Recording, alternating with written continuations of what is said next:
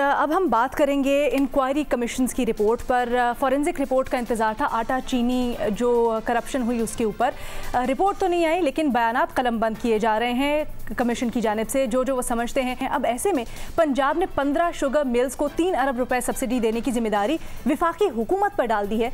और वज़ीर आला पंजाब उस्मान बुज़दार ने कमीशन के सामने ये इतराफ़ किया है कि उनकी हुकूमत ने सब्सिडी देने से पहले शुगर मिल्स मालिकान के इस दावे की तहकीकात नहीं करवाई कि आया 2 लाख मेट्रिक टन इजाफी मौजूद थी भी या नहीं। ताहम 2 रोज़ कबल विफाकी वजीर असद उमर ने कहा था कि वजीर आज़म चीनी इंक्वायरी कमीशन को जवाबदेही नहीं है, इमरान खान कौम को नाउमीद नहीं करेंगे। वजीर आला पंजाब के एतराफ़ के बाद अब अपने एनालिस्ट से हमारा सवाल कुछ यूँ है कि वजीर आला पंजाब के एतराफ़ के बाद जिम्मेदारी किसकी बनती है? ओपन ऑप्शंस मौजूद हैं। मज़र साहब, देखिए, फैसला ज़ाहिर है विफाकी सतह पे हुआ था। असद उमर साहब ने जाके बयान भी दिया और ये ठीक है असद उमर साहब का कि उनसे पूछा जाए। और हम इसको एक पॉलिटिकल पॉइंट स्कोरिंग में बात करते हैं कि जी वज़ीर आज़म को जाना चाहिए, वो ओवरऑल हो सकता हो। ज़ाहिर है वो चीफ़ एग्जीक्यूटिव ज़रूर है, चले जाते तब भी कोई हर्ज नहीं था। लेकिन अगर असद उमर साहब ने जाके अपना एक बयान रिकॉर्ड कराया है तो उसमें भी कोई हर्ज नहीं है। लेकिन जो उस्मान बुज़दार साहब का बयान है ये बड़ा सिग्निफिकेंट है और इसमें उस्मान बुज़दार साहब ख़ुद भी फंस सकते हैं। नज़र यही आता है कि उस्मान बुज़दार साहब से या तो बादी नज़र में कुछ ऐसा बयान, अगर ये बयान दुरुस्त है, क्योंकि ऑफिशियली उनकी तरफ से अभी ये चीज़ नहीं आई है ना, कमीशन की तरफ से उन्होंने यही स्टेटमेंट दिया है। लेकिन अगर ये स्टेटमेंट दुरुस्त है तो फिर सूरत हाल जो है वो मेरा ख्याल है ख़ुद उस्मान बुज़दार साहब के लिए भी और वफाकी हुकूमत के लिए प्रॉब्लमेटिक है उसमें। लेकिन मैं ये ज़रूर समझता हूँ कि शुगर की जो इंक्वायरीज़ हैं शुगर मिल्स की, वो तमाम शुगर मिल्स का फॉरेंसिक ऑडिट होना चाहिए, क्योंकि हमारे यहाँ मिल्स को ख़रीदना, मिल्स को बनाना, इसके पीछे सियासी असर व रसूख ये बहुत कॉमन रहा है हमारे यहाँ और अब भी है। सिंध में सूरत हाल इसमें बहुत ख़राब है इस सूरत हाल में, लेकिन वो नहीं हुआ। पर होना चाहिए। जहांगीर तरीन साहब ने गालबन ये मुतालबा भी किया था और उनका मुतालबा गलत नहीं था। लेकिन ये बयान इससे नज़र ये आता है कि उस्मान बुज़दार साहब ने जो बात की है वो इम्पोर्टेंट है, वही मुझे मेरा ख्याल है दुरुस्त लग रही है। अच्छा मेहमान, सवाल यहाँ पर यह भी आता है कि एक्सपोर्ट की इजाज़त देना यकीनन हर चीज़ जो हमारे चीफ़ एग्जीक्यूटिव हैं यानी वज़ीर आज़म साहब उनकी नज़र से होके गुजरी होगी, तो फिर अगर पता था कि शॉर्टफॉल है या हो सकता है तो फिर कैसे इजाज़त दे दी गई? जी लीना, मेरी असद उमर साहब से भी बात हुई थी कुछ अर्सा पहले इसके ऊपर, और असद उमर साहब वैसे भी खैर इसके ऊपर इंटरव्यूज़ वगैरह भी देते रहे।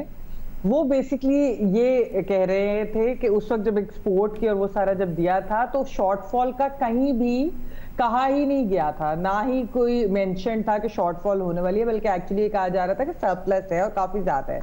तो बात यह है कि एक तो अगर ये चीज है तो ये भी फिर इसकी भी इंक्वायरी होनी चाहिए कि उनको मिसलीड किसने किया और बाद में शॉर्टफॉल, खैर उनके बकौल और वैसे हुकूमत तो ये कहती है कि शॉर्टफॉल उस तरह से हुआ नहीं, और क्योंकि शुगर एक कार्टेल है और ये एक मसनूई किस्म का शॉर्टफॉल बनाया गया सिर्फ प्राइसेस बढ़ाने के लिए, असल में कोई उस तरह का शॉर्टफॉल नहीं था। लेकिन असल चीज क्या है कि अलीना, हम पहले दिन से ये बात कह रहे हैं कि पंजाब हुकूमत कभी भी ये चीज खुद ना करती अगर उनको विफाक से ना आता।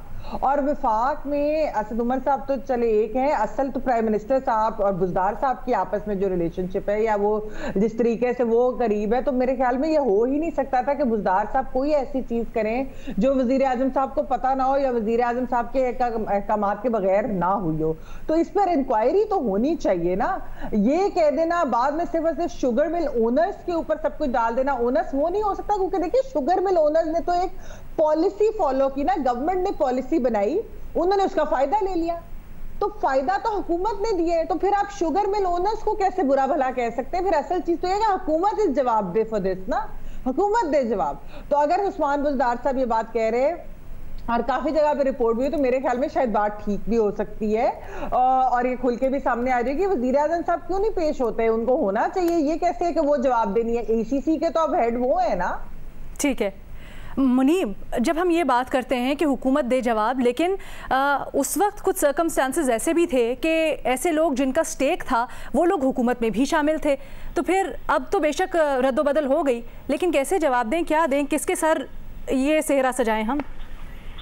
देखिए, ये इंक्वायरी जो है सबसे पहले, अब जो आर्गुमेंट है असद उमर साहब का कि जी वज़ीर आज़म जवाबदेह नहीं थे, मैं ACC का हेड था और वज़ीर-ए-आज़म का काम नहीं बनता। देखिए, अगर ECC के फैसले के बाद काबीना के अंदर ये फैसला गया था और वहां पर ये बात डिस्कस हुई थी, तो वज़ीर-ए-आज़म की एक कॉन्सेप्ट है, बेशक वो कानून के अंदर हम उसे लॉ ऑफ टॉर्ट कहते हैं, वो एक वाइकेरियस लायबिलिटी है। वो वाइकेरियसली लायबल है प्राइम मिनिस्टर। वो ये नहीं कह सकते कि नहीं मेरा कोई तुक नहीं है, मैं तो था ही जिसके अंदर। अगर ऐसा है तो फिर कैबिनेट के सारे फैसले जो है वो उनके लिए वज़ीर-ए-आज़म एंड में कह सकते हैं कि नहीं मेरा ये तो कैबिनेट का फैसला था, ये तो कैबिनेट का फैसला। भैया कैबिनेट को हेड आप कर रहे हैं, लिहाजा आपकी जिम्मेदारी बनती है। दूसरी बात यह है कि उस्मान बुज़दार साहब could never have done this. मैं विद ऑल ड्यू रिस्पेक्ट, उनका इतना एक्यूमेंट नहीं है कि वो ये फैसला खुद कर लेते पंजाब के अंदर कि मैंने सब्सिडी देनी है। उनको किसी ना किसी ने स्ट्रॉन्ग आर्म किया या उनको ये कहा गया कि आपने ये सब करना है। अब जो लोग ये कहते हैं कि नहीं जी हम तो वो वहां पर जब ईसीसी में डिस्कस हुआ या वहां से हम उठ के चले गए या शुगर एडवाइजरी बोर्ड से हम उठ के चले गए, this is insignificant. Conflict of interest का सीधा सीधा मामला है। अगर इसकी डिस्पैशनेट और बड़ी सीधी किस्म की इंक्वायरी हो तो इसके अंदर बहुत से लोगों के हेड रोल हो सकते हैं, हेड रोल हो सकते हैं। और मैं समझता हूं कि वज़ीर-ए-आज़म को मिसाल यहाँ कायम करनी चाहिए। बेशक वो ये कहें अपनी, मैं नहीं कहूंगा वो, मैं बिल्कुल ये नहीं कहता कि वज़ीर-ए-आज़म कंप्लिसिट है इसके अंदर, लेकिन वो ये जरूर एक्सेप्ट करें कि काबीना के अंदर ईसीसी के फैसले के बाद कुछ ऐसा हुआ जिसके बारे में उन्हें कुछ नहीं पता था, and he simply gave it a rubber stamp, और उन्होंने उसके ऊपर कोई ड्यू डिलिजेंस नहीं की, और as the chief executive of the country ये उनकी जिम्मेदारी बनती है। ठीक है इरशाद भट्टी साहब, मुनीब फारूक ने बड़ा वैलिड पॉइंट उठाया है, कह रहे हैं कि जी अब यहाँ पे वज़ीर-ए-आज़म को एग्जाम्पल से लीड करना चाहिए। उनको कहना चाहिए कि हाँ जी मैं उस काबीना के इजलास में बैठा था जहाँ पर ये सारे डिसीजंस हुए और मैं जवाब दूंगा कमीशन के सामने। देखिए पहली बात तो मुनीब बिल्कुल ठीक कह रहे हैं कि काबीना ने मंजूरी दी, वज़ीर-ए-आज़म काबीना को हेड करते हैं, लिहाजा ज़िम्मेदारी उन पर आती है। अब इसमें बड़ी आसान सी बात है कि काबीना के मिनट्स होते हैं, जो रिकॉर्डेड मिनट्स होते हैं, ईसीसी के मिनट्स होते हैं, तो वो इंक्वायरी कमीशन वो मिनट्स मंगवाए और देखे कि किन किन लोगों ने मुखालफत की, किन किन लोगों ने हक में कहा, और प्राइम मिनिस्टर साहब का उसमें तर्ज अमल क्या था। प्राइम मिनिस्टर साहब मुजरम मुलजम हम ये नहीं कह सकते क्योंकि काबीना का फैसला है, मगर काबीना को अपनी जिम्मेदारी लेनी चाहिए, ये हम बिल्कुल कह भी नहीं रहे। दूसरी बात दूसरी बात साईं बुज़दार का उन्होंने फरमाया है कि 15 शुगर मिलों को 3 अरब की सब्सिडी ईसीसी ने मंजूरी दी, मतलब असद उमर ने मंजूरी दी, मतलब वफाक ने मंजूरी दी, तब मैंने आके सब्सिडी दी। वो कहते हैं ये 29 दिसंबर 2018 को बहावलपुर इजलास में मैंने इसकी सब्सिडी दी, और उससे पहले शुगर मिल्स मालकान और 4 सूबाई हम मेरे वज़रा के मुज़ाकरात हो चुके थे। 18 अक्टूबर को एक कमेटी बन चुकी थी। शुगर माफिया ने क्रशिंग सीजन, ये देखें इनकी खूबसूरती, क्रशिंग सीजन लेट कर दिया। क्यों लेट कर दिया? किसान सड़कों पर आ गए। किसान सड़कों पर आए तो फिर क्या कहा, यार हमारी तो पहली चीनी पड़ी हुई है, वो कहीं निकले तो हम अगली करें। देखें इसका इनका टेक्निकल तरीका। अच्छा, वो जब हुकूमत के हाथ पांव फूले दोनों, उन्होंने कहा यार इनकी चीनी का कुछ करें, तो असद उमर साहब ने 4 दिसंबर 2018 को ईसीसी ने मंजूरी दे दी एक्सपोर्ट की, इस शर्त के साथ कि सब्सिडी का तयन सूबे करें।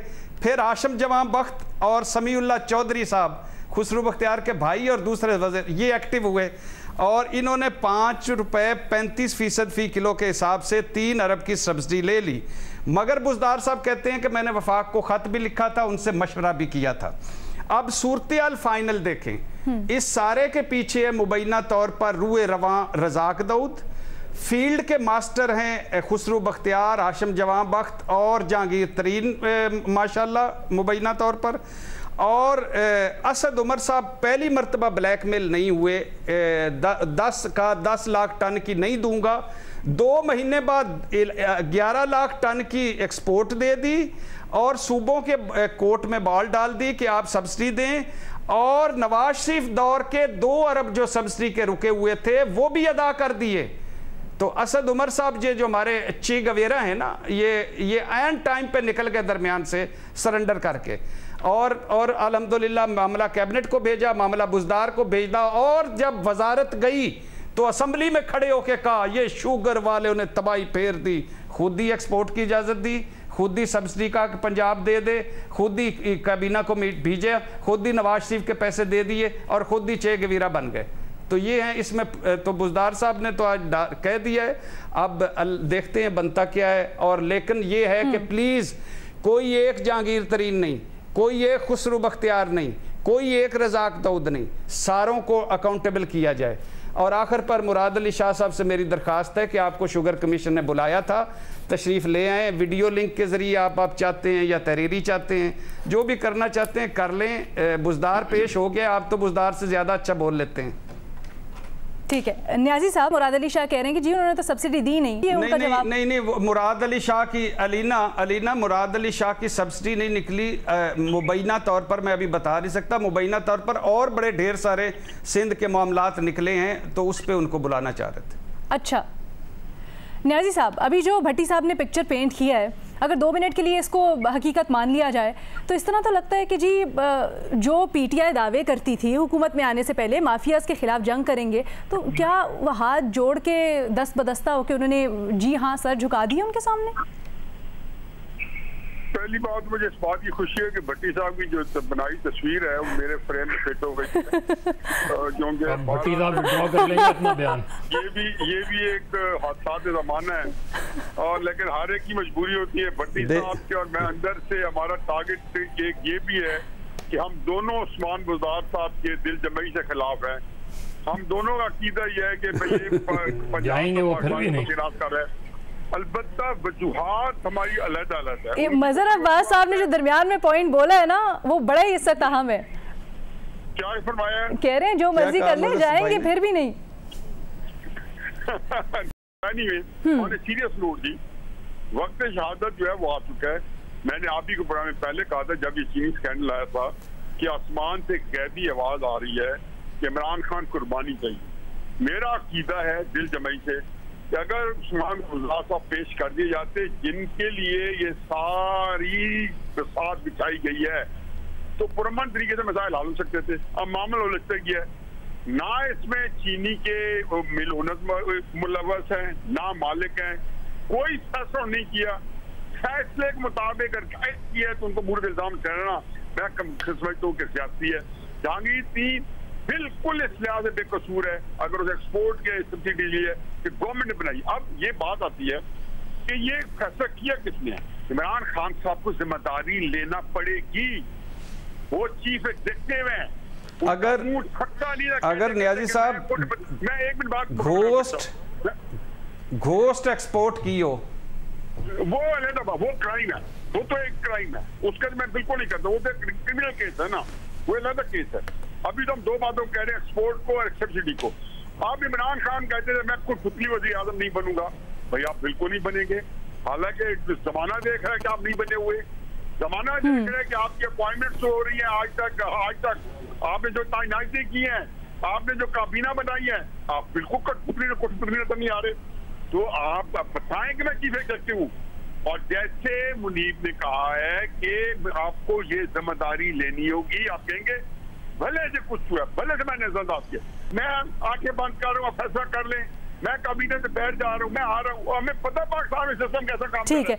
अच्छा साहब और मेरी जितने में मर्जी खिलाफात हो, हमें पता हमारी कितने कोऑर्डिनेशन एक तरीके से, ये सारे जब कुलीग्स होते हैं आप वहाँ पे डायनेमिक सारा को करने के काम करने के। ठीक है। अच्छा न्याजी साहब, भट्टी साहब ने एक जरा शोशा छोड़ा है घोस्ट एक्सपोर्ट का, भट्टी साहब क्या इत्तलात है आपके पास, जरा शेयर तो करें।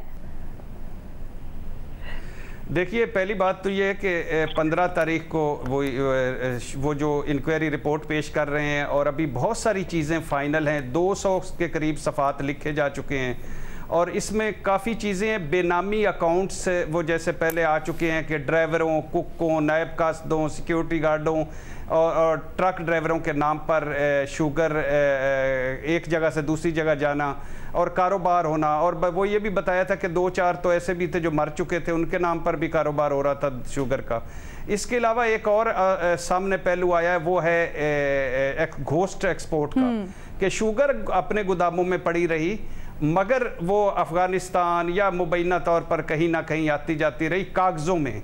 और उसमें अब बहुत सारे FBR भी है, उसमें सूबे भी हैं, उसमें बड़ी चीज़ें और तो बेनिफिशियरी कौन था उसका? तो वो सारा अभी बेनिफिशरी आप अल्लाह के फजलो करम से ज़ाहिर है शुगर माफिया है और वही सारे बेनिफिशरी हैं। मगर ये अकेला शुगर माफिया नहीं कर सकता, बहुत सारी इसमें बेनिफिशियरी शामिल होंगे। इस बात में आपकी बड़ी दम है, तो ये अकेला शुगर माफिया कैसे कर सकता है? इतनी ज्यादा क्लेरिफिकेशन, इतना सब कुछ।